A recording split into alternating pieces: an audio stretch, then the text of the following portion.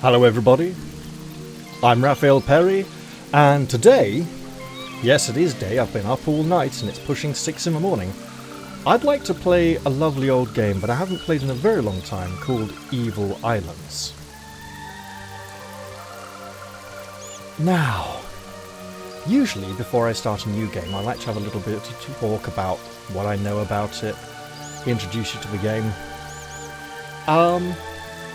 During the gameplay I'm actually going to get plenty of opportunities to do that, because it's a very patient game. A game of timing and pauses and knowing what you're doing and when you're going to do it.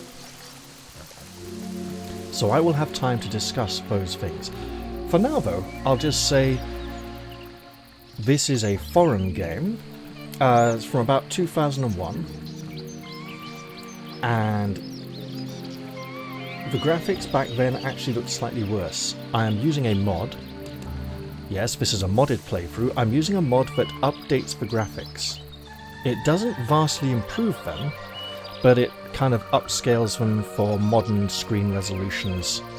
And, it improves texture quality without changing the style of the textures, particularly. So things look pretty much as they did before, but a lot less pixelated. There were optional parts of the mod that could change the actual gameplay, and I chose not to install those. So for now, just know that this would have originally been on a tiny screen about a quarter of the size of this one. So yeah.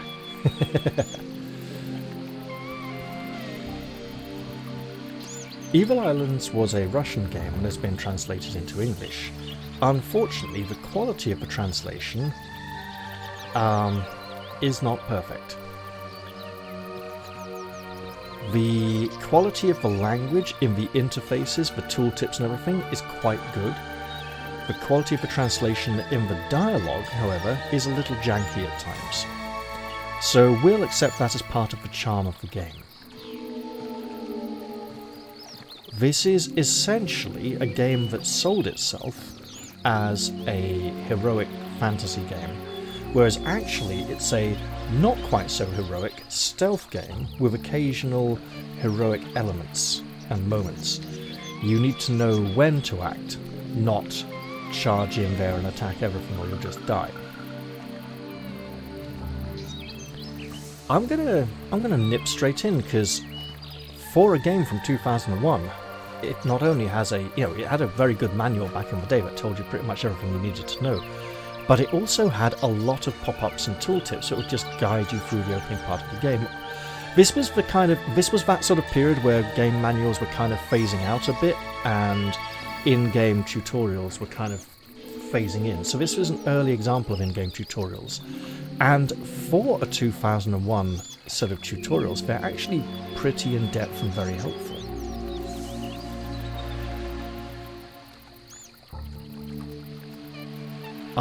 The only other thing I'll say before I begin is I have never finished this game. I played about 2/3 of it previously, and then I stopped because of an issue that occurred about a third of the way through the game and then repeated 2/3 of the way through, to do with game balance and difficulty spikes. And it was repeating old lessons again and me wanting to take a bit of a break from that, and then I just took a bit of an extended break and didn't go any further. So we're going to play this game now and have some fun.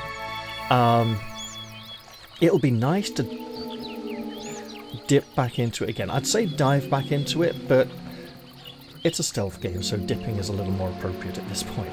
Don't know if I'll... Oh, God, yeah, and it was incredibly hard to record. So I'm grateful I'm able to record it at all. If I enjoy it enough to upload lots of videos of it, I will. And if you guys enjoy it enough, please let me know and we'll enjoy it together. So, there's no saves. Well, there's an autosave from my testing earlier, right?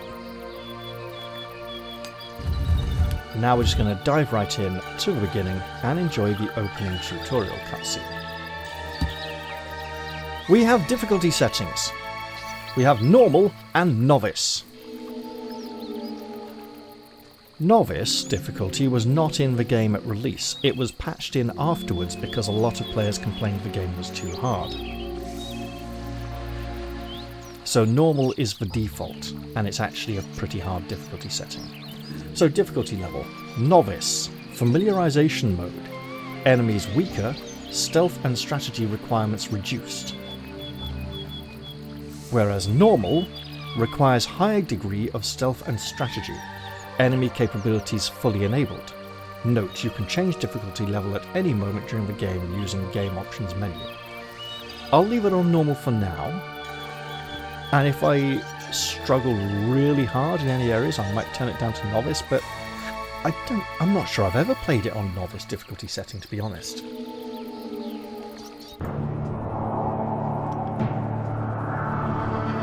It's dark, there's mist swirling energy from the hand of an old being. Some little sort of seahorse dragonfly thing goes flying off towards a portal and appears in some sort of swampy, fetid marshland. There's a big frog. We will see frogs later on. The orcs see the dragonfly seahorse thing and try to shoot it.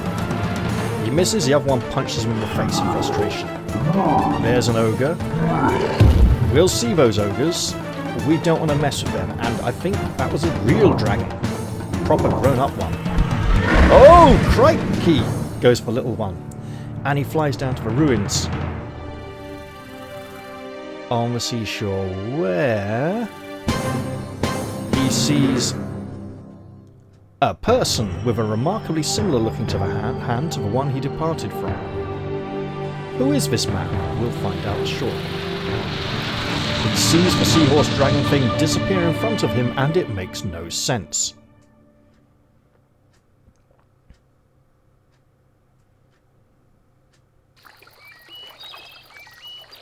Now we're in-game. We have a tutorial here. When tutorials are up, the gameplay is paused. That's important to know because this is a real-time with pause game, not a turn-based game. Tutorial. Gameplay. Initial information 1 of 3. Welcome to Evil Islands. This is the tutorial system. It will appear on the screen from time to time during the introductory quest. Some of the longer tutorials will include several screens. To move from screen to screen, use the buttons at the bottom. Please be sure to read the tutorials carefully. A great deal of very useful information is in the tutorials. Keep in mind that while the tutorials are up on the screen, gameplay is paused.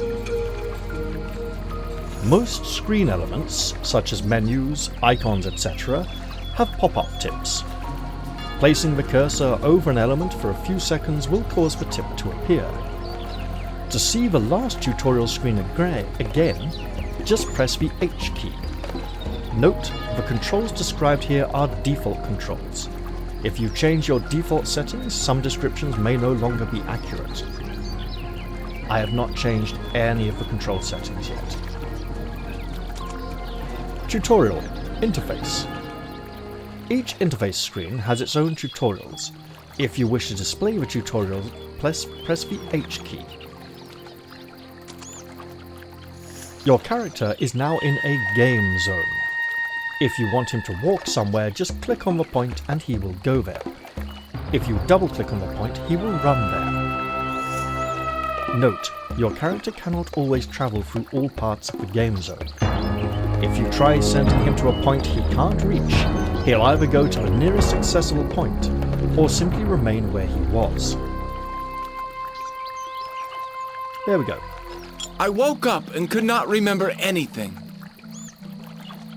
Now, I'm going to take this moment to lovingly criticize the voice acting in this game. It's not great. In fact, the voice actors are listed in the game's credits as TBC, as in TBD, as in to be decided, or TBC, to be confirmed. They don't even credit the voice actors.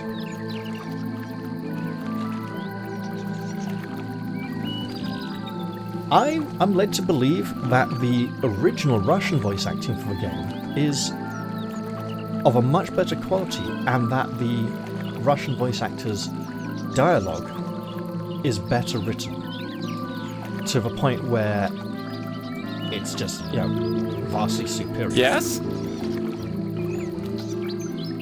Let's walk out to here. And eventually at some point we'll trigger some more pop-ups. I could explain all this stuff, but we're going to get tutorials about it pretty soon. So this is our main character, Zach. I will have things to say about Zach during the pauses between tutorials, pop-ups. Controls. Camera. Camera controls, 1 of 2. You have full control over the camera throughout the game. I mean, not necessarily during certain cutscenes, but yeah, sure. You can turn it, move it, zoom in and out, and follow a selected character. You'll also be able to see terrain and objects throughout the game zone, regardless of whether you've already explored them or not.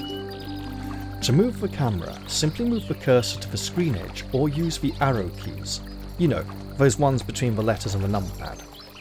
To turn the camera, use the right mouse button or use the control plus arrow keys. To zoom in or out, use the mouse wheel or use the page up and page down keys. And yes, this was an early mouse wheel acceptance game that admitted that mouse wheels could exist. Other game companies were a bit later in adapting to it. To track a character, simply double-click on the character's picture at the bottom of the screen or press the Home key. Note, you're in the tracking mode when you see a symbol on top of the character's picture. We can't see it currently because the tutorial is in the way. If you manually move the camera, the tracking stops. You cannot zoom too far in or out, nor can you set the camera exactly horizontal or vertical.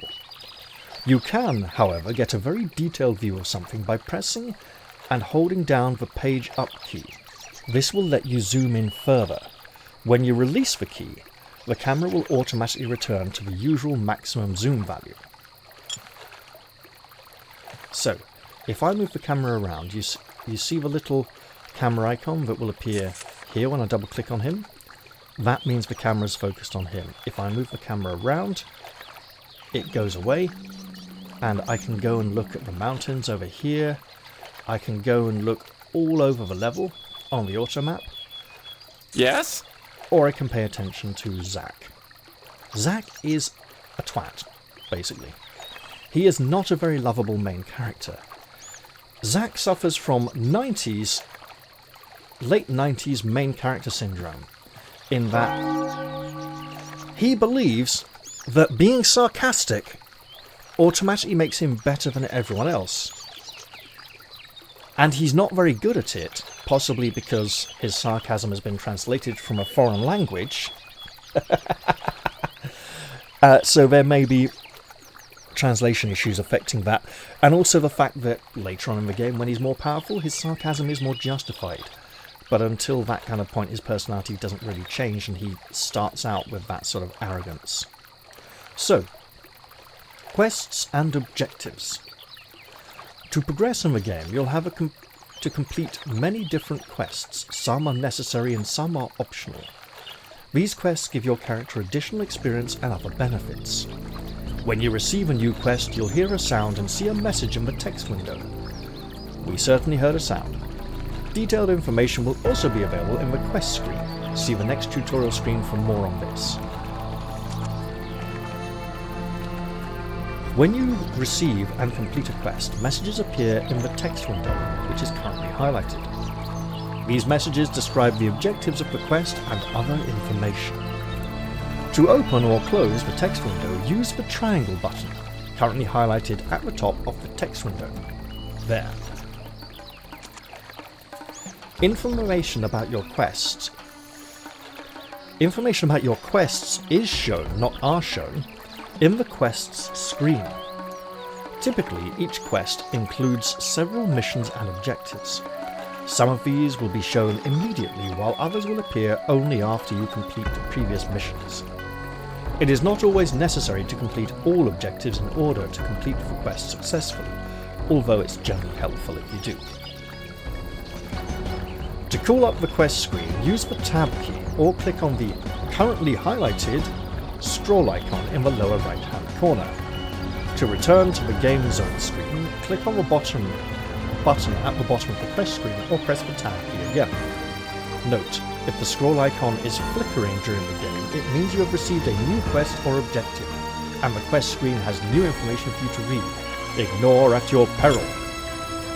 Let's just open that up for a moment. Here we are. We have a quest called Reaching People. It shows us a nice big green arrow pointing to a big red X on the map. The big red X is the thing where we want to go, the quest area. The green arrow is showing exits and entrances to the level. You cannot survive in a strange and dangerous world alone. You must find a human settlement. Completion will increase experience by 40. Leave the ruins. If the ruins are anything to go by, there should be people living here. Or at least they used to. To find them, first of all leave the ruins and explore the surrounding area thoroughly. Now, before I close the quest log, and before asking what these great big skull and crossbones on the map might mean, and what the red fire things might mean, yeah, fires, and the green things, yeah, the map is very indicative of the area we're in. The edges have been torn and stitched together. It looks crude and basic and tribal, but that is fitting for the style of the game. So yeah, since we have mention of the ruins, let's talk a little about the ruins. In the Russian version of the game, when Zack wakes up in the ruins, he says something along the lines of, "Oh, my head, it hurts so much, it feels like I was kicked in the head by a horse or something. I'm in ruins, never mind the ruins, I can't remember anything. Oh my goodness, I'm alone, I'm in danger, there's got to be people around here. I don't even have any equipment, maybe I can find some people, I should look for them." Whereas, in the English language version of the game, he says, "I woke up and could not remember anything." We don't play this game for the dialogue, we play it for the gameplay. And that's fine. We'll make our own fun. There are people here. Oh, and the right button to rotate the mouse wheel, it's not panning, it's rotating, so I have to drag it in the opposite direction to the way I want the camera to go, and I will keep getting that wrong. Yes, yes. People. The chosen one! The chosen one has come! Well, that's pretty ominous. At least we got a quest update. We saw people, so we know they exist. Yes, people do live here, although they run away as soon as they see a stranger come out of the ruins. You could not catch them, but at least now you can guess where a human settlement may be. But do not rely on a good road in this wilderness. Mayhap you must go alongside the river or even ford it. And yes, like Dragon Age Origins, this game likes using the word mayhap instead of the word perhaps, on a very regular basis. Let's make our way out of the ruins and try to follow these people. Game speed. Set your desired game speed using the highlighted panel in the lower right hand corner of the screen. The panel has a marker indicating your current game speed. You can choose one of three modes: normal speed, accelerated speed, and pause. Accelerated speed mode makes all characters, both yours and enemies, move quicker. Normal is, of course, the standard setting. With pause, you can interrupt the game for a while to think about what's going on. You can also set the game speed via the keyboard. Accelerated speed is the plus key, normal speed is the minus key, and pause is the spacebar. We are liable to make heavy use of the spacebar, and we will almost never need to use accelerated speed. Pause mode can be very useful in, for example, tight combat situations.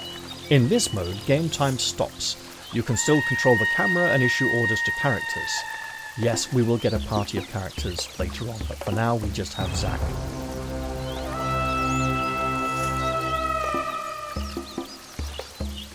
but they will be carried out only after you cancel the pause mode. You should use this mode to assess enemies' strengths, determine your targets, or choose spells. To switch pause modes on or off, just use the spacebar.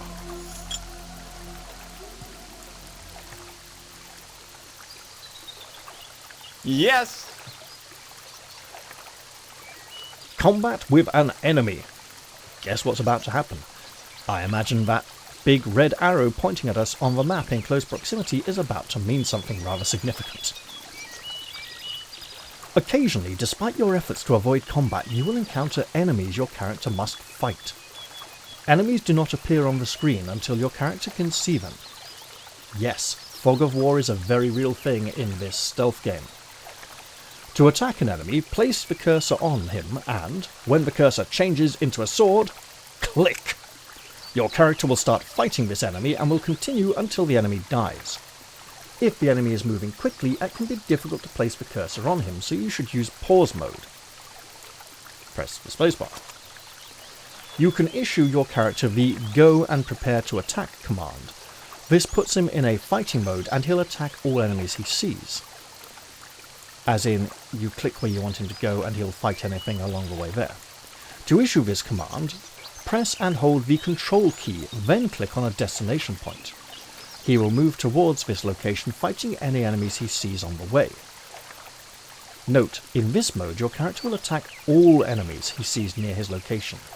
If you try to send him to a location too far off, he'll defend himself if attacked on the way. After that, however, he will stop and wait for further instruction. This is a wolf. We shall click on the wolf. Die! This wolf is pretty nasty.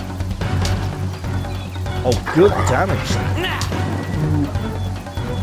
We got a headshot. Taking trophies. You can pick up items, treasure from your enemy's corpse, and use or sell them later. To search a dead body, simply place the cursor over it, wait for the cursor to change shape, and click. A message will appear framed in the text window describing what you just picked up. Note: collected items go to your inventory. You can only manage your inventory in camp or in shop screens. You can't examine items or change clothes or weapons while your characters are in the game zone. And from the wolf we have acquired... okay. Healing spell. Fortunately we do not currently need to use this. You can wounds sustained in combat by casting a healing spell. I presume you can heal wounds sustained in combat, or mend wounds sustained in combat by casting a healing spell. This is done by clicking on the spells icon at the right screen edge, currently highlighted, and then clicking on the character. The spells are also hotkeyed, by the way. See the next screen for more about using magic and casting spells. There are many different spells available in this game. Because it takes energy to cast spells, it diminishes your character's stamina. This is indicated by the blue bar under the character's picture. To replenish stamina, your character needs to rest, standing still and not moving or fighting. To cast a spell on any character, click on the spells icon on the right edge of the screen, then click on the character, or the character's portrait if the target is one of your characters. To cast a spell on yourself, simply double-click on the spells icon. You can also cast spells via the keyboard. Spells are hotkeyed 1 to 8, top to bottom, so our healing spell is level 1. This yellow spell, which we'll get to in a little bit, is spell number 2. Note, if you hold down the Alt key while pressing the spell key, you will cast the spells on yourself or on your nearest enemy for various damage dealing spells. I may need to remember the Alt key when spell casting. When casting spells, don't forget about some basic rules. Each spell has a range. If a character receives a command to cast a spell on a target that is out of range, he'll try to get closer first. Don't expect spells to have an immediate effect. Each spell takes a certain time to affect the target. The time depends on the spell's complexity and the character's health. It is difficult to cast a spell with a crippled arm. Some spells affect targets for longer periods of time, such as our yellow spell down there, but the effects are not cumulative. Casting multiple spells of the same type at the same character will have no additional effect. The targeted character will only be affected by the strongest spell cast. We have some wolf-colored fangs. Let's cast our yellow spell, Eagle Sight, on ourselves. It costs 30 stamina and is from the School of Sensory Magic. The effect is constant, the speed immediately, the range is 10 meters, the area is the target. Duration 333.3 seconds. Targets 1. I love magic! And the effect is that our vision range has been increased. Now, you may notice the tile set will look a little repetitive. That is actually because of the enhanced graphics, which are improving on the original graphics, where the repetition was still there but a bit less visible because it was on a smaller screen and you had a slightly different field of view. Anyway, saving and loading games. You can save and load games at any time using either the quick save feature or the escape menu. Quick save is evil, stupid and wrong, and I will never use it. For the quick save, use the F5 key. The game will be saved as quick save. For quick load, use the F8 key. Quick load is also evil, stupid and wrong, and I will almost never use it. The game saved as quick save will be loaded. Using the save and load options in the escape menu, you can save games under any names you like. Every time you enter the game zone or exit to the global map, the game is saved automatically under the names autosave when entering and autosave when leaving. You can change whether or not the game autosaves in the options menu. Since I have been invited and reminded to save, I concur. I shall do so in the not too distant future. Aggressive and defensive. Character modes. Depending on the situation, you can put your character in one of two modes. In aggressive mode, the character will automatically attack all enemies he sees. In defensive mode, the character will not attack any enemies until you issue the command to attack a particular one. To switch to one of these modes, use the currently highlighted control panel at the lower left of the screen, or use the A key for attacking or not attacking. Note, you can assign any of these modes to any individual character. Yes, they can all be set individually or set as a party. In defensive mode, the character will stop fighting after the enemy has been killed, or after another command has been issued to him, such as cast a spell or move to another location. To resume combat, you'll need to issue an attack command again. You can use this mode if a character needs to replenish stamina while there's an enemy nearby. A fighting character will not regenerate stamina. Stamina is used for running, it's used for casting spells. There might be some other actions that it's used for, but it's mostly for running and spell casting. Also, enemies do not use the stamina system. For now, we fight. Where is our damage? Damage to the weapon arm. We can't have that. Go, Zach, go! Heal yourself, man. We have a very slow casting time because of the... Oh, shit! Okay, good. Okay, wait. Or we will try and hit him in the front leg. Because... Okay, just normal attacks there. Right, that hurts a lot, so ow. So, as you've just witnessed, we have locational health. I love magic! So, we have a total life bar, and each of our body parts has its own life bar. If a body part gets badly damaged, it stops working. On my way! If a body part gets damaged, it functions less effectively. On my way. If it gets really badly Yes? damaged, it stops working completely. One moment, I'm gonna sneeze. If our head stops working or our body stops working, we die. If our arms become damaged, we attack and carry out actions like, I don't know, picking a lock, shooting an arrow, casting a spell or whatever more slowly. If our legs become damaged, we travel, as in traverse distance, more slowly. This is why our casting times will vary depending on how badly damaged our arms are.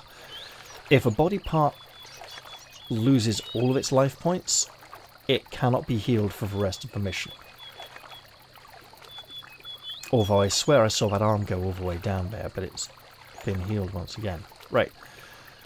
General information. Minimap. The minimap, shown here in the highlighted frame, provides a quick overview of the game zone.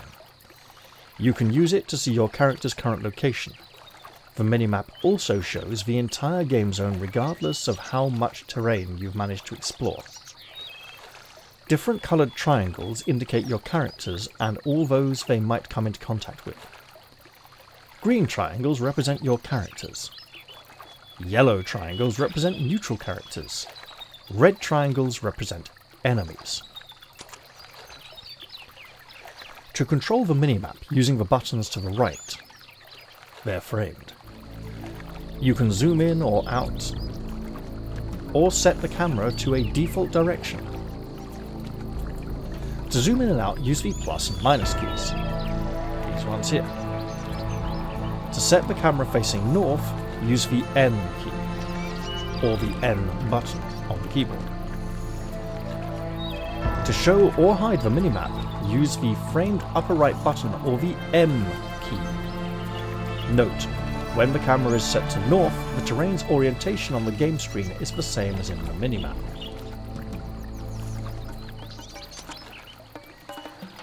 You now need to move to the bridge which crosses the river in the centre of the game zone. Click on the area in the minimap and the camera will move to that point, providing you with most useful scouting information. If you want to point the camera back to your character, just double click on his picture. So we want to look at here. Nope. Here. This looks like a bridge. This is our bridge. We now know where we want to go. And if we weren't sure, we could just look at our map and say, look, that's a bridge we want to cross. This is also a bridge we want to cross.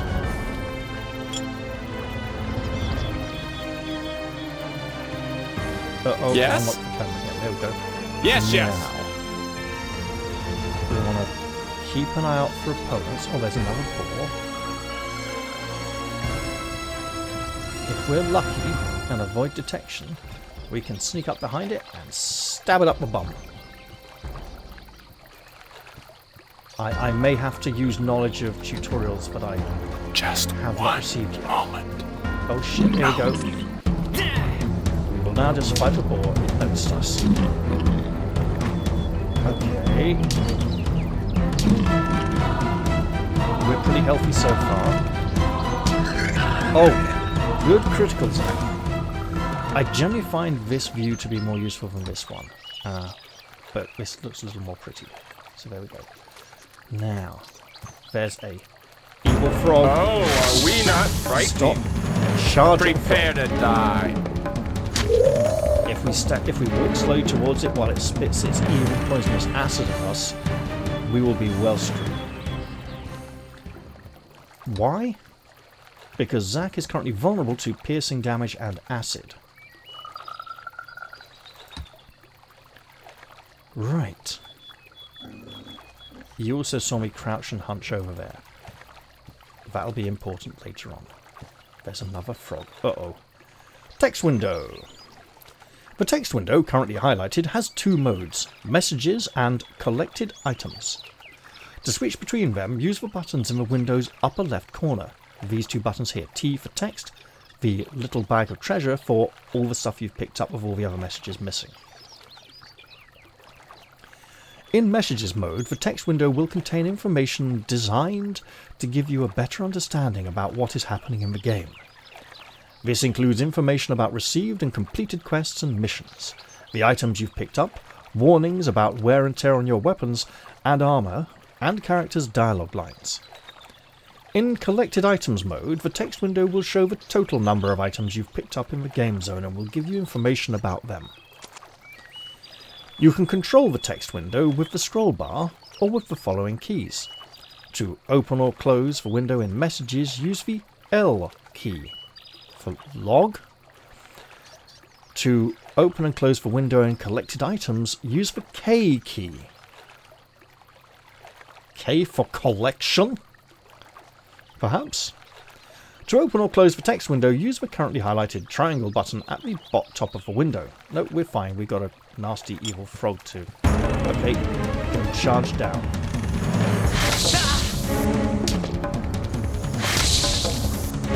Now, we'll take damage there, so double click to self-target. A habit I should get into. Now, let's hunker down and sneak it. We'll get to those little buttons I'm using there in the not. Oh, hello, there's another boar. Yes. Boar, don't mind me, I'm just hiding behind some rocks. You can turn around any time now. There we go. I shall come up behind the boar and intrude upon his rectal area with my sharp-edged implement. Thusly, 19-point backstab. Die. Also, ow, we took damage there.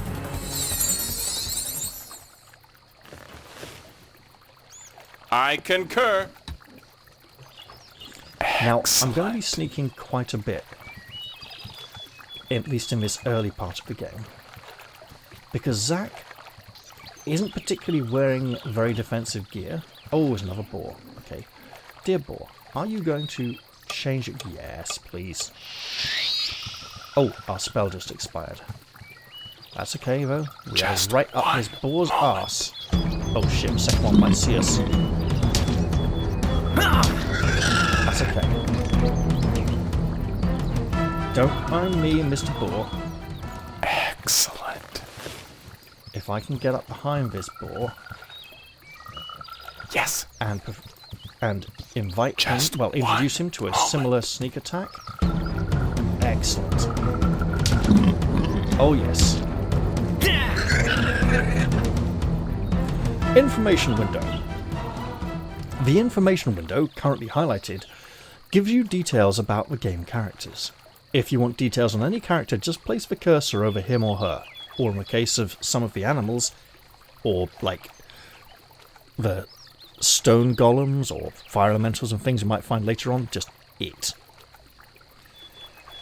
The information window currently defaults to giving details on your own character, aka the hero. Zack is not a hero.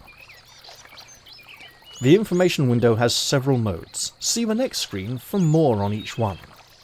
Note, to open or close the information window, use the currently highlighted triangle button at the upper left. I like having all these windows here so I can see what's going on. The information window has several modes. To switch between them, use the buttons at its left edge, or use the keyboard. Here are the modes and a description. General view shows general information about the character's view. It's also fully animated. It's the comma key. Hit location shows what damage has been inflicted on his or her different body parts. Full stop key. Attributes shows the character's attributes. / key. Spell effects shows what spells are currently affecting the character and the time in seconds remaining before the effects wear off. The apostrophe key.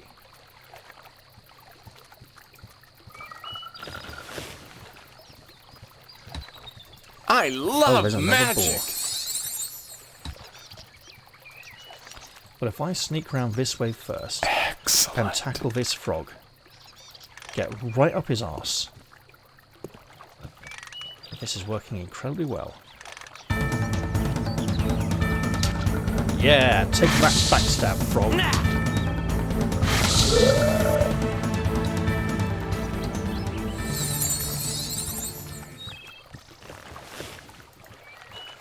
Okay.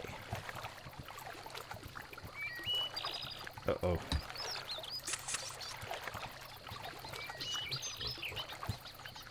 Oh, there's another frog. That frog might attract the attention of the boar, so let's sneak up and do it. Oh yeah.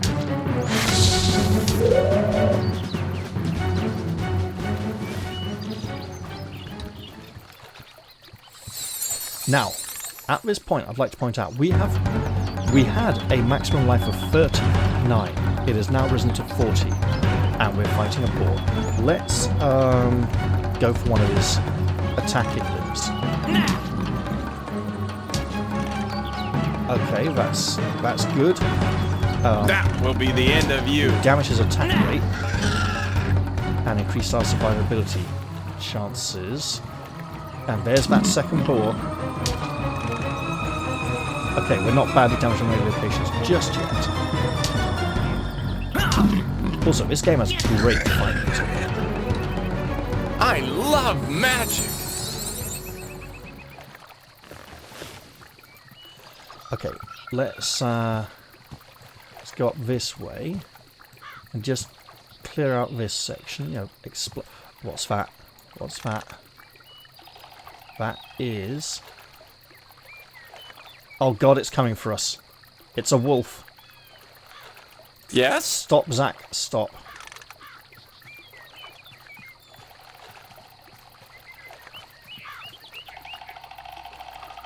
To get those stamina points back.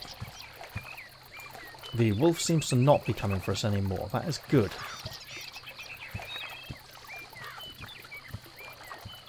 Let's just focus on clearing out this section of the beach. At this point, I am very intent on killing every single evil bugger that I can. This is because once the mission is complete, I don't get a second chance. You asked for it. Oh no, don't walk. Leg it, mate.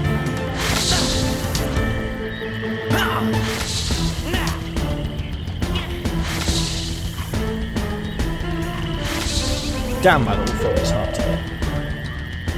Yes, yes. So, our health and stamina are related to some stats that are not yet visible on the screen. But they also scale as we gain experience points, and they can increase dynamically. Oh shit, we've been detected during the mission. So we have now gained enough experience points to increase from 39 to 40 total health. This does mean that our body location's health will also increase proportionally, but I don't know exactly what the proportion is.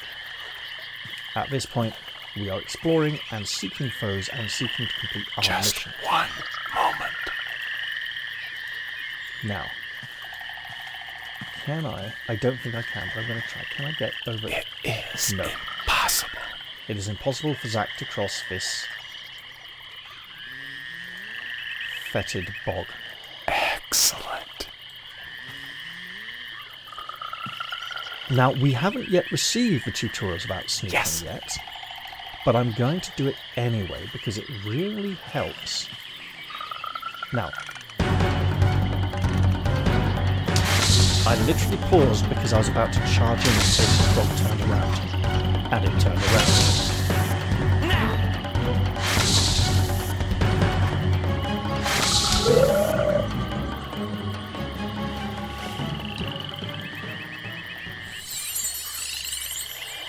Right, can we walk over here? Yes, yes. Yes, but not directly. What's that? It's another frog. Okay. Let us creep up on said frog. Oh, frog, or toad, you are an evil monster that would mess me up given half the opportunity. V? You can't see me. Honest. eye is invisible, like in it. Just one moment. But not really. Gotcha! Now you're cornered A clean hit! and dead. Now, I am absolutely looting all of these seemingly fairly unimportant items from every foe I defeat, because this game has a crafting system, and in fact, the crafting system is the main means by which we acquire any new equipment. Now, we want to do this. Excellent. We want to learn the locations of our foes. It's dark foe. Just There one was a moment. wolf around here earlier, and indeed there still is a wolf.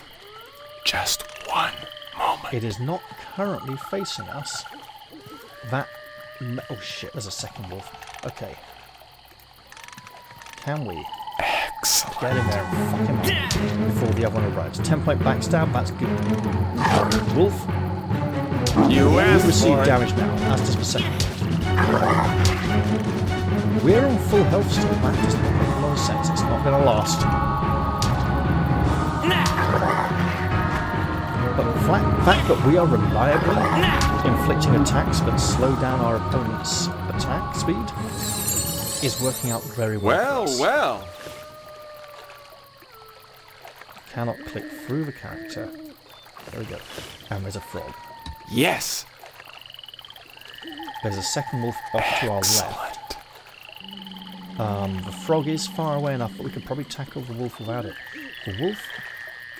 Oh, no, it is patrolling. It's not maintaining a constant... No. Oh, Zach.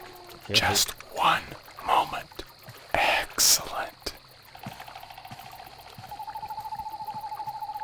Can you kill a wolf? Is your name Peter? Do do do do do do do do do do. Knife up your bum. Definitely not the words most people would associate with Peter and the Wolf. But there we go. Now, this little toad went to Knife Town. And Knife Town was Zach. We have an update. And a dead frog. Ford! Characters can't swim, but they can ford through shallow waters or swamps. The water cannot be deeper than the character's height, or he will drown. This means a human can ford through deeper rivers than a wolf, and a troll can cross even deeper waters than a human. Example: your character reaches a river. To continue with the quest, you need to get him to a place on the other riverbank. Don't worry, he'll find a way there by himself and ford through the river. Now, while a character is in the water, he or she won't change position in any way that would make his or her head go under, so you can't duck down under the surface of the water. The character will simply refuse to comply with any such command. They will not automatically straighten up to a minimum height to be above the water. You need to do that for them. Yes, yes. So now, Well. I will click on the opposite riverbank Yes, yes. and pass through the shallow ford. Let's continue our exploration. Yes. No, we don't want Just to go this one way just yet. We'll come back this way soon enough, because I know there's a couple of frogs up here that we can kill. Just one moment.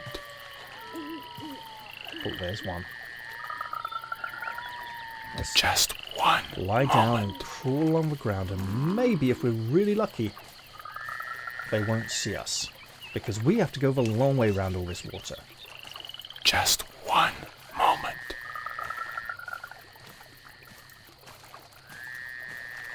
And those small frogs' legs are really important, apparently. Oh, what's this? What's this up here? Oh, it's another frog. Right, yeah, that's a problem. Okay. If that frog sees us...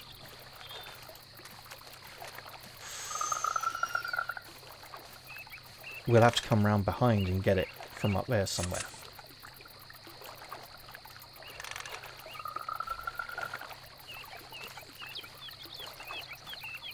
Okay, charge. Yes? So far, so good. Fight music, take it away. Second frog, charge.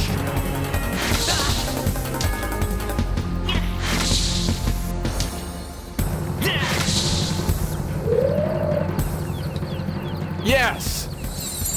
And now Zack has a total of 41 health. It should not go to waste. Now, it will not continue to increase this rapidly during the game. It's just that at this point, we are so lowly and inexperienced that any minor experience gain will, cause us to begin to increase our stats. Excellent. It will slow down as the game progresses. Just one moment.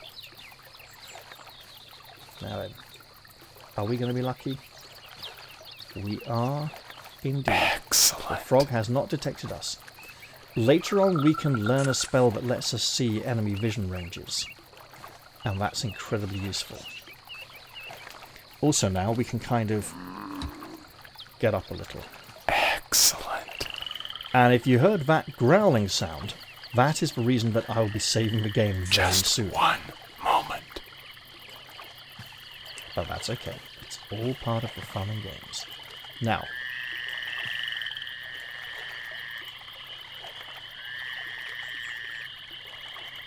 we don't see the cause of that growling sound just one yet. moment. Oh, and there goes our spell.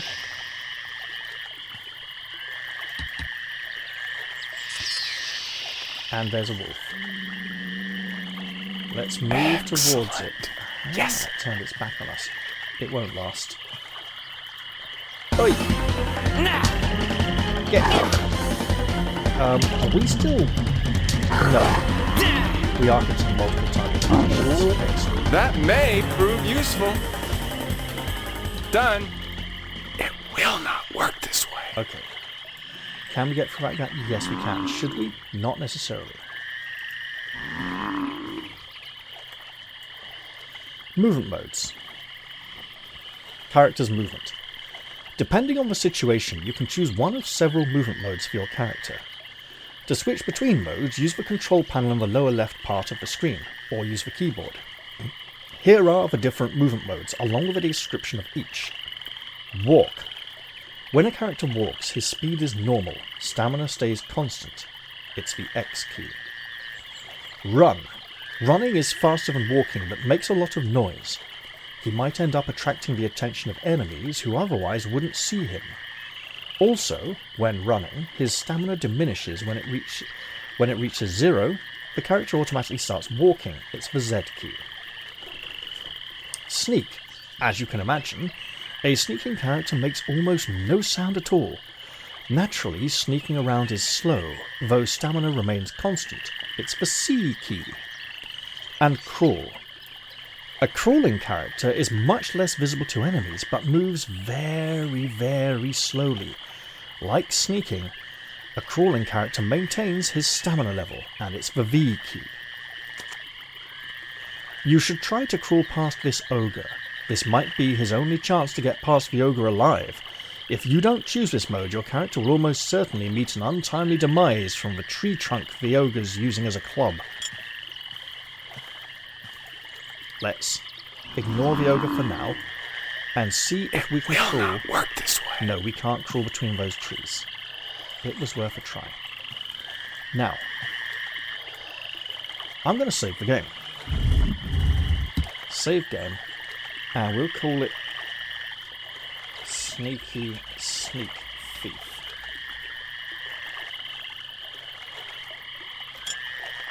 There we go. Now, we're trying to sneak up here, but this ogre is carrying treasure, and Zack would like that treasure. So we're going to sneak up right behind the ogre, and then use the stealing stuff from people button, Not turn and steal the ogre's 67 gold. Now, the amount of money we steal from enemies is somewhat randomized. Excellent. But I'm not going to keep reloading to try and get a high amount of money. If I die and have to reload to do this part again, hey, I might get a different amount of money from the ogre. Otherwise, I'll just accept it as part of the randomness of the game. For now, though, where am I trying to go? I think I'm trying to go around here to kill that frog if I can. Because that frog is sitting... Just one Oh! moment. That frog is sitting up here. So I need to find a way of getting down on this side of the water. So... Just one moment. Past the ogre is that first bridge. And if we check our little map, so we must be near this ogre, and that bridge is where we want to go. This little block here shows the exact block that prevented me getting to that frog. Yes.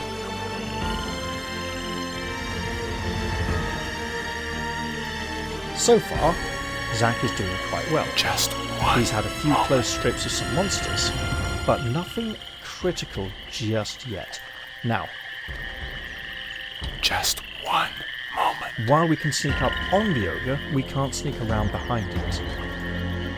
This gap here between the ogre and this tree is a little too narrow, and the ogre's vision might extend out to about here. So instead, we need to sneak in this direction and try and go between this tree and these bushes, and pray the ogre does not detect us. I mean, ogres are pretty dumb and not very perceptive, so this one's probably not going to notice us. Also, that club of his is pretty much a one-hit kill at this point. Excellent. Let's sneak across the bridge and away from the ogre. And then... steal. If you need to get something from an enemy but don't want to risk fighting him, you can always try stealing it. Stealing from an enemy is a bit tricky. First off, you need to quietly approach him from behind and get as close to him as possible. It's best to use the sneak mode, otherwise he could hear you coming. Once you've gotten close, click on the use/steal icon. It's currently highlighted, and the cursor will change shape. Place the new cursor over the item you want to steal and click again. Because you might not just be stealing from creatures, you might be stealing items that creatures are guarding. When you've stolen what you wanted, you'll need to get a safe distance away from the enemy without him noticing. People tend to get a bit rancorous when they've been stolen from. Once you've gotten away, you may move about normally. You can also select the use/steal skill with the S key on your keyboard. S for steal. Got it. Note: not every attempt at stealing will be successful. Your result depends on your character's use/steal skill and on the properties of what you're trying to steal. The higher the use/steal skill your character has, the better your chances of success. Once your character reaches the end of the bridge, he'll see two ogres. The one to the right, the full one, is feeling particularly inattentive right now. This means it'll be easy to sneak up from behind and steal from him. Go for it. You'll be able to apply your use/steal skill in many different circumstances when using different objects or items, such as opening doors, turning levers, lifting coffer lids, and so on. To use an item, place the cursor over the item, the cursor will change shape, and then click. Note, your character cannot use every item or object successfully depending on his or her use/steal skill. There may be a locked door, for example. So we see one ogre, we don't see the second one just yet, but according to the map, he's nearby. Let's save again, because Zack is being a sneaky thief. And let's apply that sneaky thief principle to this ogre's stealable just objects. One moment. And we get 95 gold, and also we get to bugger Just away pretty one quick before he moment. notices. Now, where is our second ogre? He should be... Ah, there he is. Guarding that bridge. Well, we can sneak up and steal from him too, if we're careful. Why not?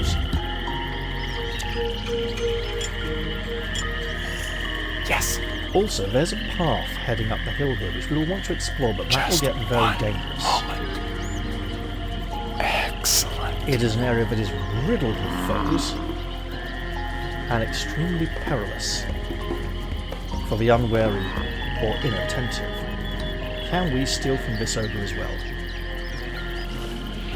151 gold. Yes. Okay, now we're talking. Right.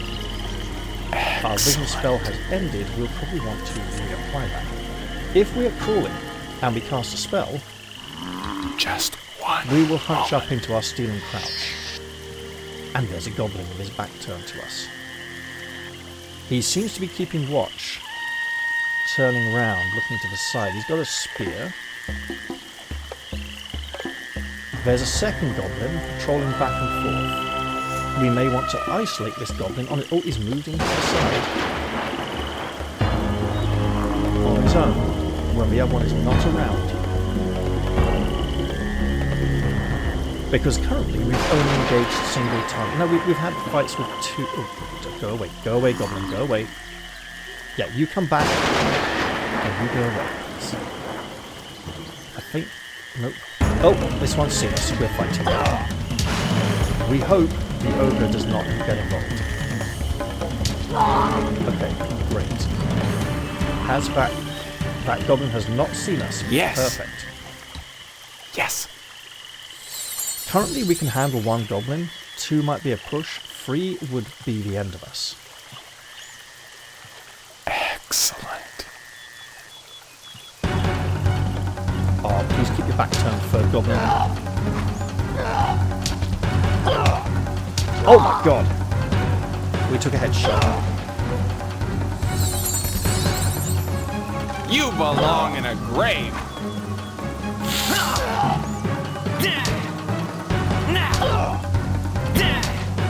He's died goblin. Oh, thank goodness for that. I love magic. Yeah. Where is my Loving loot? magic is fine, Zach. Getting killed by Not goblins, very nice. not so fine. But necessary. Fortunately, the ogre has not noticed our goblin fight. That's okay. I don't think we'll be able to get to that toe, but there's a campfire up there, which looks very inviting. It implies treasure. Also, we've improved from 52 to 53 stamina. Let's sneak up and observe.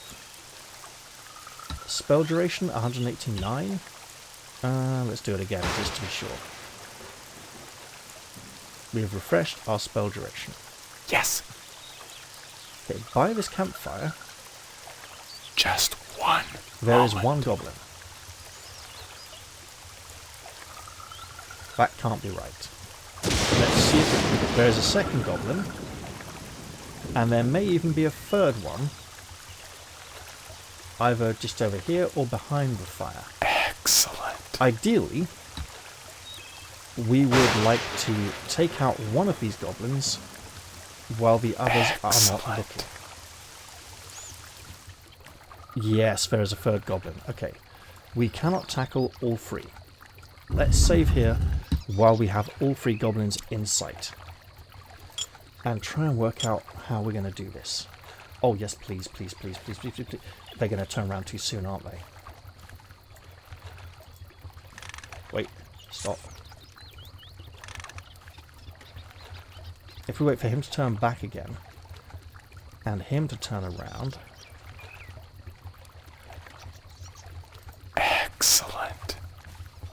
Yes. Okay. Right, and... Just one. Okay, good. Now, we'll go for an arm shot, and then a normal attack. How is his arm looking? We hit him in the body. We tried for an arm shot and we didn't get it, okay? You will not get away from me. Okay, that's good. Still mostly body damage.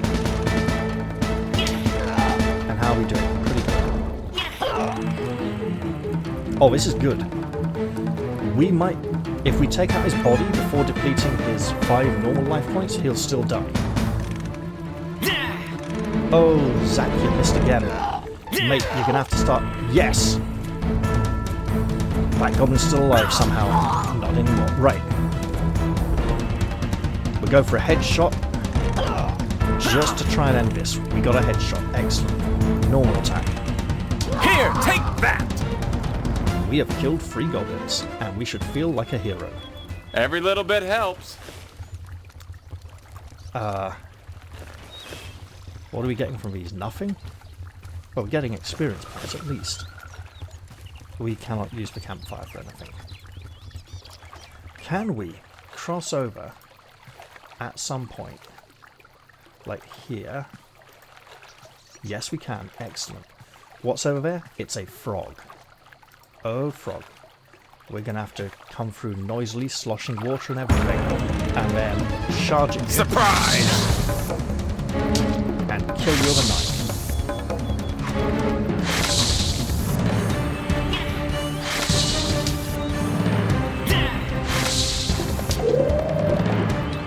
Yes, yes. And now Yes. we can hunker down safely and sneak a little. Moment. And try and find our way around on this side. So the other frog was over here, wasn't it? I suspect... Yes. It is impossible. Yeah, we can't reach that one. He's just a guard that we are not going to be able to kill this mission. Excellent. So what's up here on this portion of the map? On this side of the river? If anything. Is there anything Yes. we can steal away with and take with us to the objective? Because once we're finished here, I don't think we're coming back to this zone. This part is nicely empty. Perhaps the frog would have Excellent. patrolled up here a little bit as well. So I could just click over there for a nice long journey round. There we go. I don't know if we could bait that frog out and it would follow us down here. I think that the frog cannot traverse any parts of the terrain that are untraversable to us. So now we just have to sneak past that third ogre, make it over the bridge, and I think we are done. Excellent. At least for the introduction, and we'll have got through most of the tutorial messages as well. Yes. Yeah, I know I can just walk now. I don't need to sneak at the moment. It was just kind of... I was sneaking past the frog in case he started to On my spray way. his poisonous bile at me.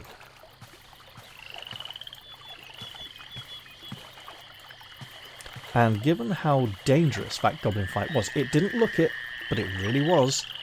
I am saving again, because that was extremely successful. Double-clicking works? Excellent. Now, let us proceed to sneak past, really Just sneak one past moment. the ogre. I Yes. suspect that between him and that big pile of bones is not a blind spot. And we will Excellent. absolutely... Can we sneak down over here? Yes. No, we have to cross the bridge now. Let's cross the bridge then. We'll sneak across those wooden boards, crawling all the way in the hope that they do not creak. Backstab! Something we've done already. Your blows will cause much greater damage if you can catch your enemy unawares and strike him. To perform a backstab, your character must get close to the enemy from behind without him noticing. It's best to use the sneak mode so the enemy won't hear you, just like stealing, funnily enough, and then strike him before he realises what's happening.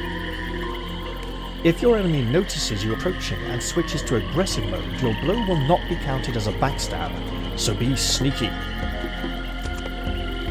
Precision blows, which we have also demonstrated already. When you order your character to attack an enemy, you can specify what body part he should aim at. Use the following keypad keys for precise blows. 4 to aim at the left hand or left foreleg. 6 to aim at the right hand or right foreleg. 1 to aim at the left leg or left hind leg. 3 to aim at the right leg or right hind leg. 5 to aim at the body, or 8 to aim at the head. And if you look at the number pad, you will realise that looks a tiny little bit like a person. You got the body in the middle, the head on top, the 2 arms on the sides, and the 2 legs below the arms. It does help you remember the locations. To land a precise blow, hold the appropriate key down and place the cursor over the enemy. Your character will aim right at the specified body part until you issue a different command, or until the health of this body part reaches 0. Oh, I'd remembered it as just attack that body location once, so actually it's until told to do something else, like a general normal attack and hold the whole body. If the enemy is still alive, additional blows will not be precise ones. So, what that's saying is, if you target a body location that's already lost all its health, it will just be treated as a normal attack. Some of the beings in the game have no arms or legs. You can issue a command to aim at a non-existent body part. So if you issue a command to aim at a non-existent body part, your character will just ignore it, as in ignore the command and just attack an existing body part. All characters' body parts can be protected by armour, which has specified armour properties. So the damage inflicted on such protected body parts is reduced. If your character loses an arm, he will attack and cast spells much more slowly. A character loses an arm when the arm's health reaches 0. You can see this in the information window if it's switched to hit locations mode. If your character has lost a leg, his or her movement will be much slower. A character loses a leg when the leg's health falls to 0. You can see this in the information window if it's switched to hit locations mode. Head blows are considered criticals. They cause 3 times more damage than other blows. 3 times more damage is 4 times as much. You don't mean 4 times as much, you mean 3 times as much. That is bad wording. However, the chances of striking the head are much lower than other body parts, even if you target the head of an attack. If you target a body part, there is a penalty to the attack roll. Now, there are 2 goblins here, and we definitely would like to backstab one, if not both of them. If we can get both, that would be impressive. Yes! They appear to be standing... This one is slightly further back, so... Die, you bastard, obviously. His mate does not seem to have noticed. Here, take that! Exactly. Done! Sneak. Unbelievably, this one's going to let you stab in the back as well. And backstabs also multiply damage, and a backstab headshot is a lot of damage. And no, it's not 3 times 3 times 3, there's no order of operations here, it's like 3 times 3 is like 5 times, because it's like adding the same amount again, rather than technically multiplying, Can we get up here? We can sneak around the town? Our objective is obviously right there, past the goblins. Yes! But let's see if we can find anything of use here. Excellent. Before we head into the town itself. Because there seems to be a lot of forest area to explore. A lot of extremely dangerous forest area, no doubt.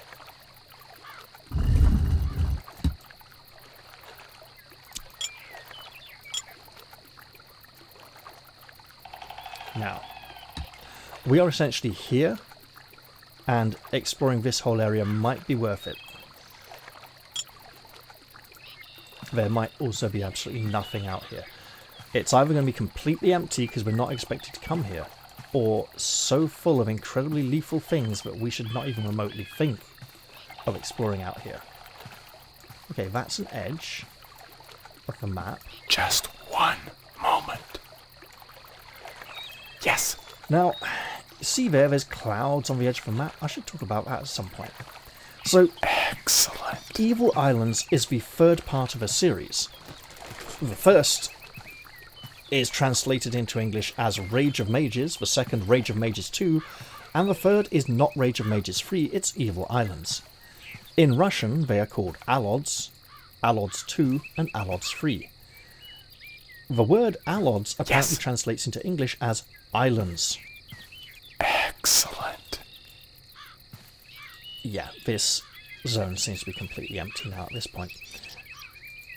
The game concept is that every level every separate area is an island floating adrift in the astral plane.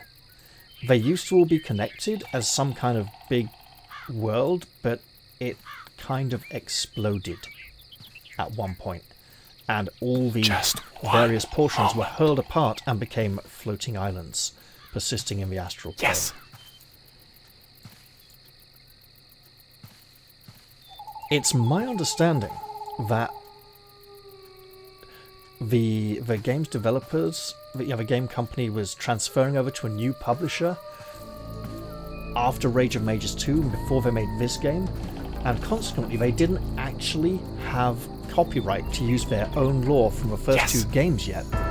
So they had to kind of improvise something similar, derived from, inspired by, related to, without being exactly the same, while hoping to get those rights later on. Oh, there's a fence around here. What the hell is in this fenced area? Oh, a pig? I do not want to attack the pig. More pigs. Okay. So, a bit of farmland. Got it. Is there something? Excellent. A way we can get in the swamp over there and maybe kill a few more frogs while we're at it. Excellent. Because experience in this game is a resource, and it's an extremely rare one. Well, it's not extremely rare, it's a limited one, and we don't get enough of it. So if we can get any extra, that's great. No. Okay. Can we go round here? Yeah, can we go any further? It will not work this way.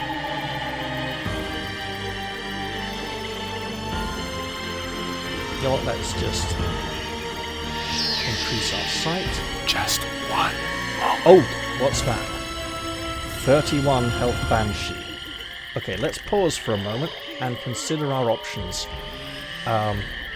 Mostly known as run the fuck away. Attack 21, defense 18. We are attack 20, defense 15. Damage. The Banshee, wherever it's gone.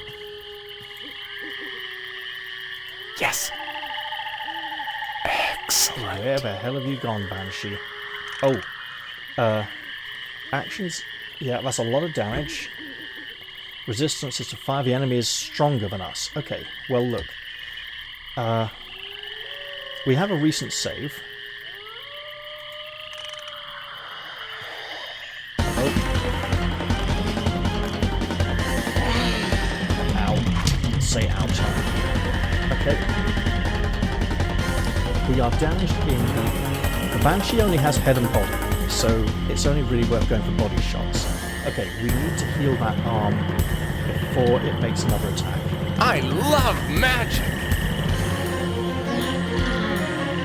As you see there, our attack speed was slowed.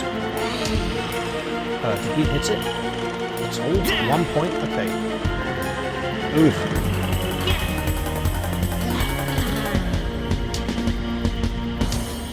Okay. This is going surprisingly well. But your main character is dead. Do you want to load a save game? Yes, I do. Because that was very nasty. So, that was basically a undefeatable foe. However, if you come down here, can we sneak around the Banshee and explore the swamp at all? It will not we work can't this go way. here. So we can go to here. Yes. So yeah, we can fight the Banshee or not fight it. At this point, we don't have the combat skill or the stats to take it out. Right, see this here. This hide on the tanning rack. In the original game's graphics, that would have been very pixelated and distorted looking. And fixing graphics like that for modern graphics cards, modern systems, is what the mod does. So we'll just walk it in and enjoy finishing our mission. But I have at least demonstrated a a tough foe, the ogres are even more powerful. Let's head into this village and see how the locals welcome us. Transfers areas. Movement between zones. Transfer areas are special places and are marked in clouds of yellow particles in the game zone and yellow blocks on the minimap. Use them to move from one game zone to another. Since changing game zones is an important step, you'll be asked to confirm when your character enters a transfer area. Your character is near the village right now. You've completed the quest and found the way to a human settlement. The only thing left for him to do is enter it, i.e. to use the transfer area. If you are controlling several characters at the same time, you must get them all into the transfer area to be able to use it. You cannot leave some of the characters in the game zone and move others out of it. You must gather your party before venturing forth. Each transfer area in a particular zone is connected with a transfer area in another game zone. I think we can see one there on the inside of the wall where we will arrive. Not all transfer areas are immediately available. You may be unable to access some of them. Areas which are currently unavailable will be clouds of red particles rather than yellow. Let us enjoy the yellow particles and accept this opportunity to leave the game zone and head to technically like a camp zone, I think the village is. There we go. And yes, these load screens took longer back in the day. I didn't click anything. This is one of those cutscene, you don't have full control of the camera moments that I talked about earlier. Oh dear. Looks like the whole village is here. Right. Everyone here? Quiet now. The Elder is going to speak. My people, today is a great day for our village. We all remember the legend about the Chosen One who should appear at the sacred ruins. And now, behold, here he is, in the flesh. Actually, I did see some ruins when I came back to my senses. Does that mean I am really a Chosen One? The best food, the best home, respect and honor. That is what we will provide for the Chosen. He will want for nothing. Sounds good to me. The Chosen is our savior and protector. Behold this brave countenance. This man can deal with any danger. Oh, so I shall face dangers. Maybe I should refuse the honor before it is too late. But of course, if he is mayhap an impostor. Gort, what punishment would be appropriate for such sacrilege? Oh, we would deal with him right away. Just throw him in that fire. Yes, we would. But we all can see the strange clothes the Chosen is wearing. His brave countenance, and most wondrously, his knife, made of real metal. Right. Now everything is clear. Either I shall be the Chosen One whom everyone loves, or an impostor who defiled some ruins or other. Well, the choice is easy then. Yes, I am the Chosen, though you may call me Zack. And I do have a metal knife. I shall protect you from danger. Only I would like to know what that danger is exactly. We knew it. This is our protector. He wishes to immediately plunge into the fray. Lend me your ear, Chosen. Maybe not immediately. Our village has been continually raided by goblins. And those same foul goblins set up a sentry post nearby, lest we decide to retaliate. If any of our warriors leave the village, the goblin watchman sees the weapons and armor and straightway raises the alarm. But you, Chosen, with your unusual dagger and simple modest clothes, could kill that sentry before he realizes what is afoot. We shall wait here and pray for your safe return. But we shall not worry because the Chosen cannot fail. Go, kill the goblin, and return as soon as you can. Okay, do I need to click to confirm this? Quest received. Kill the goblin sentry. There we are. Gort, the Skull Crusher, is walking away. Earthfather Silvertongue is here, as is Cador the Rowdy. We're going to have fun with Cador. Babur the Tight Fist, I believe, is our trader for this settlement. And we should get to Loven. No, but they got a... It looks like a wolf, but they got some dogs in here. Let's get to know people a little bit before we fully commit to our mission. Although, looking at the time, I probably should end the episode soon. I understand that you are the elder of this village? Yes, I am Elder Airfar. The people of this village entrusted me to govern them. Sometimes they call me Silvertongue, but I do not mind. I take this as a sign of respect. Is that so? The master of this land allows people to choose who should rule them? I wonder how your king feels about that. Alas, Chosen, we have no master and no king. No one has use for such a desolate land as Kapath. The village exists alone, and we know not how to reach other lands. So one could say I am indeed the leader here, and must make all decisions. It is a task both difficult and demanding, but I bear my cross for the sake of my people. The good captain here is always here to aid me. And I can proudly say that we have good order here. No worse than any king could establish. But what about the other villages? Do they manage on their own too? There are no other villages. Ours is the only one in Kapath. A very long time ago, a forgotten people lived here. But now only ruins and abandoned roads are left, with goblins and orcs all around us. I see. Well, that is quite a surprise. I must think about it. Merciful heavens! What is this place? What has happened to me? I know I was not born here, but where then? I feel I was supposed to do something, but what?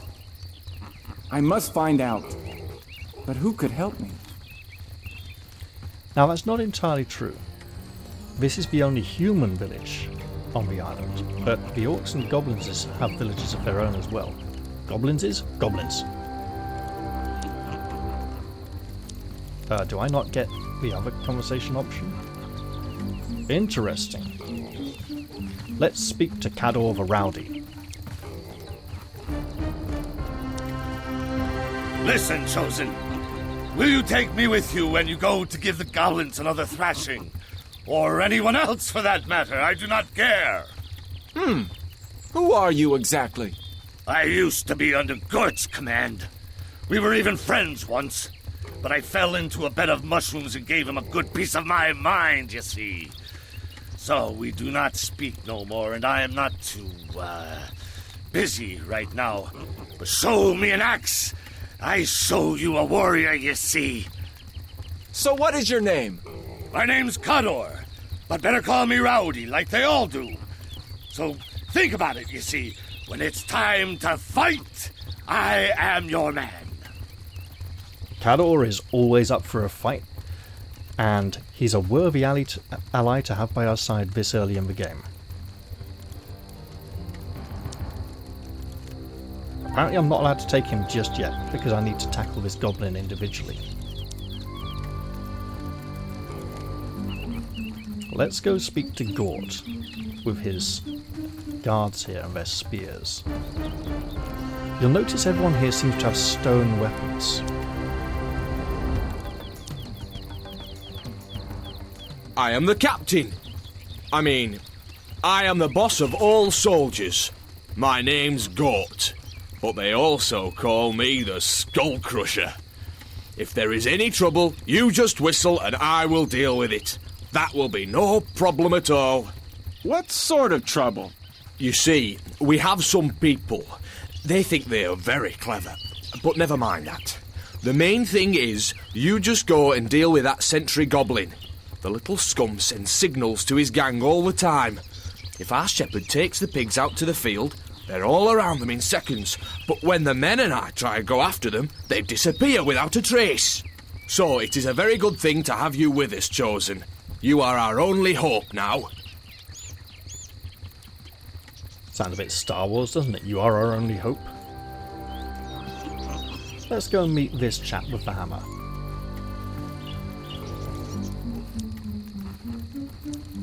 So you are the chosen, and you came to meet me?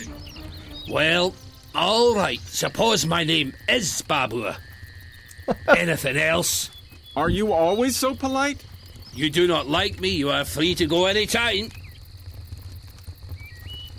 Is that it? I think we may not be able to speak to these people again until after we've defeated the goblin. And we can technically run in town a bit. There's nothing else to do up this end of the town, really. It's just rather empty. Now, I could go deal with that goblin right now, but I've got this nasty feeling the episode's long enough already, so I'm going to stop here in the village, and we'll deal with the goblin early next time. Okay, well, it's been a pleasure to re-experience this game again for the first time in many years, even if the graphics look much fresher than they originally did. I hope you've all enjoyed this episode, and I look forward to seeing you all in the next one. Please feel free to let me know what you think of it in the comments section down below. I'll say goodbye for now though, and cheerio everyone. See you all soon.